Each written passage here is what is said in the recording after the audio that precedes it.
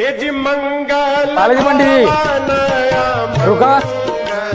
भैया पंडित जो है का नाम विसर्जन और पूजा करावे के रहा है परसों का।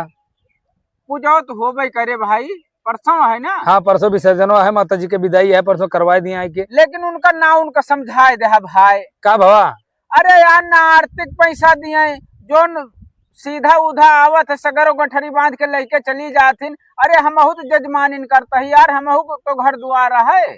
कौनो बात ना समझाए देवे ना, वही आवर है होबा कलश पूजा में। हाँ वो बड़का हमें भैया रहे ना, हम रहे ना है ना, हम समझाए देव कि हम रहबे तब आवा ना रहे हम ना।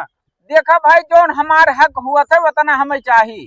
कौनो बात ना तो सब चीज मेरे दक्षिणा के बताए दे। हाँ 5-5 रुपए न दही सब 10-10 रुपए 21-21 रुपए डावा जाते सब 2 रुपया 5 रुपया दही है। वही मन कुछ हुआ भैया, हम तेल लगा के आई थी। कौनो बात ना पंडित जी, अब घबराए महाराज, तार सब आय के पार करावे जोन जतरा हुए उतरा दिन जे दो का ता दक्षिणा उक्षिणा सब जीन दे नौनुक समझाए देवे कि आधा आधा कराए देता दोनों जने के जितना चढ़े हुआ माता को हम सब आधा आधा कराए दे। ठीक है भैया, ठीक है चला, ठीक है चली फिर ना। ठीक है चला। ठीक